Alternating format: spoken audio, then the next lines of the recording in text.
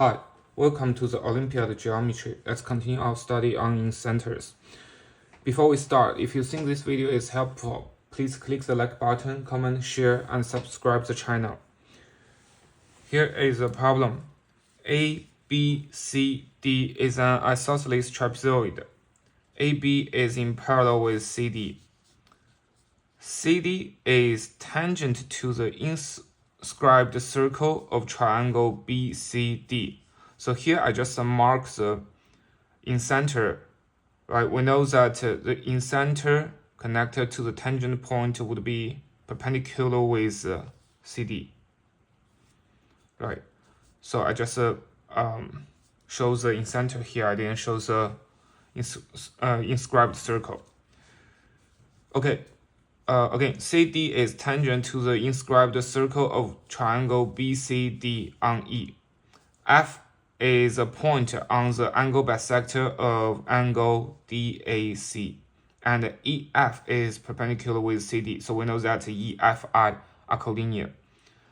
Triangle ACF, circumcircle, the circumcircle of triangle ACF, intersects CD on G. Proves that triangle AFG is an isosceles triangle. So from the figures that we can tell, we basically want to prove that GF equals to AF. Right, which means that we want to prove the equivalent to angle FG A equals to angle FAG,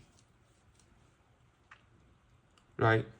And we already know that G is a point on the circumcircle of triangle AFC, which means ACFG are cyclic, right? Which means angle CAF equals to angle CGF. And we know that AF is the angle bisector of angle CAD. So angle CAF equals to angle FAD. Right, so now if we look at FGA and FAG, we want to prove that angle FGA equals to angle FAG, right? And we already know that angle FGD equals to angle DAF. Basically, we want to prove that angle DGA equals to angle DAG, right? We want to prove for this triangle is an isosceles triangle. And it would be very easy to just start here, right? Because we got no. So based on this information, we can get nothing else, right? So now we have to ask ourselves that how can we get the point F? Right, point F is on the angle bisector of angle DAC. And also, it's on the connection of incenter of the triangle BCD and the tangent point, right?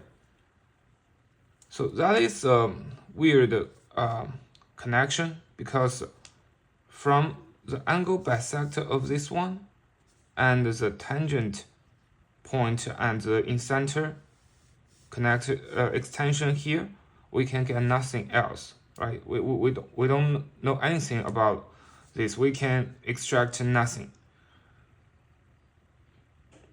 which means currently we don't know how to use the problem set that FE is perpendicular with CD, right? We don't know how to use this one. But if we look at the problem set, there is another problem set we don't know how to use yet. That is ABCD is an isosceles trapezoid. which means AD equals to BC, right? AD equals to BC. From AD equals to BC, we know that because AF is an angle bisector and BI is an angle bisector, so we know that angle DAC equals to angle DBC. So the angle DBI equals to angle FAC equals to angle FAD equals to angle IBC, right? These four angles are equal. And based on this, it gives us a sense that maybe we can just extend the BI, intersect AF on a point, let's call it M. So what we can have from this point M, because this is a symmetrical figure, so we know that AD equals to BC, right? And we know that AF and or AM and BM are the angle bisector of angle DAC and DBC, which means M is on the symmetrical axis of this isosceles trapezoid, right? So that means if we connect M and this point, let's call it P, and let's call this point as Q, this point as R, right? So we know that R is the midpoint of AB, Q is midpoint of DC, and M, Q, P, R are collinear.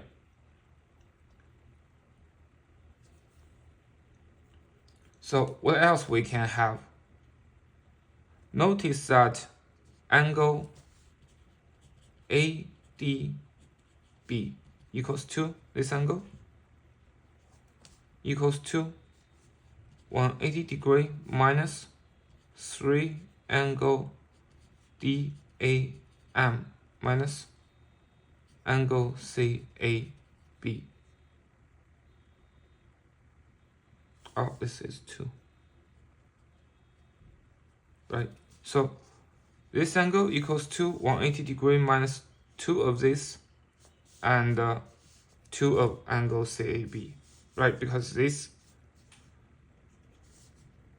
angle CAB equals to angle DBA.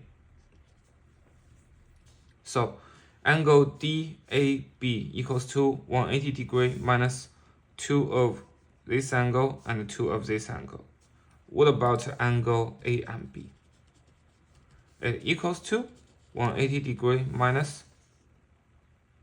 these 2, right? That's also 2 angle DAM and 2 angle CAB, which means angle ADB equals to angle AMB equals to angle ACB, right? That is saying AM or AD and CB are cyclic.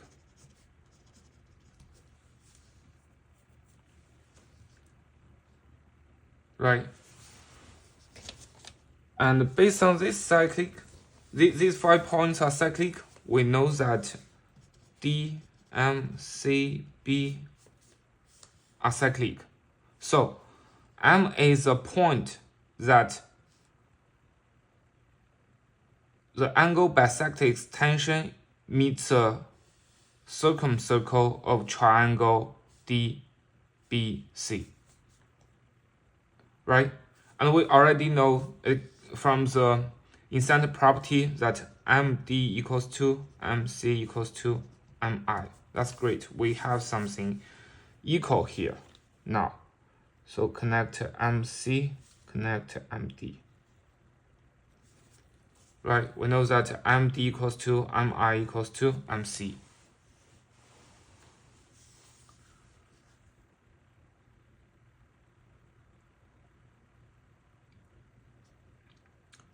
And if we look at the angle AMC, the angle AMC is equals to angle ADC, right?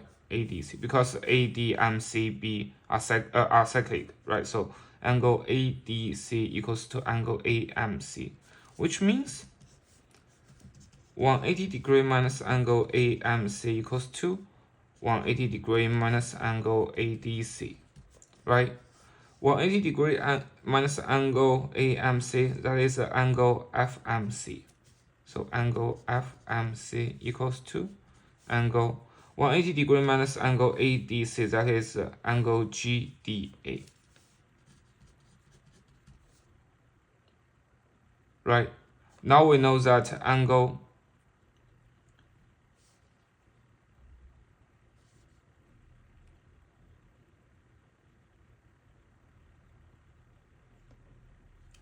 angle FMC, let me just fill it. Okay, the angle FMC equals to angle GDA equals to this one, right? And we already know that because ACFG are cyclic, so the angle MFC equals to, MFC is angle AFC, right? This angle equals to CGA. This angle equals to angle which is DGA. That is saying the triangle MFC is similar to triangle DGA.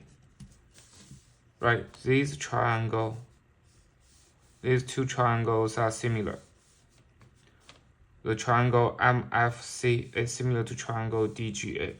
So, if we want to prove that triangle DGA is an isosceles triangle, we just need to prove that triangle MFC is an isosceles triangle.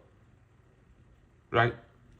And we already know that MC equals to MI equals to MD. We just need to prove that MF also equals to MC equals to MI equals to MD. Right? Now look at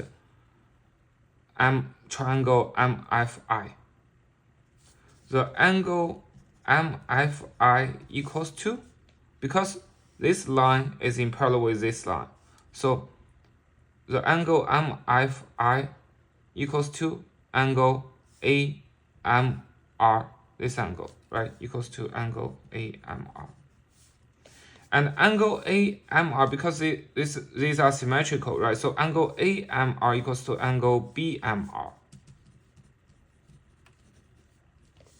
And angle BMR, because MR is in parallel with FI, so angle BMR equals to angle MIF. Right. That means MI equals to MF equals to, because MI equals to MC and MD. So we know that MF equals to MC, which means,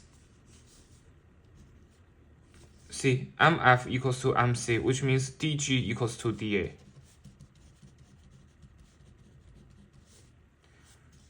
And that is saying triangle DGA is an isosceles triangle, which means triangle FGA is an isosceles triangle as well. Okay. So if you look at this problem, it seems like straightforward that I solve the problem step by step, but it's not a very simple problem. I think this is medium level, between medium to hard. This is a good problem. I think it's a problem from United States Olympiad mathematics computation. This problem needs a lot of observation and have a sense at how to find the auxiliary lines, right? Okay. Yep, that's it. I think this is an interesting problem. I hope you like this video. See you in next one. Thank you.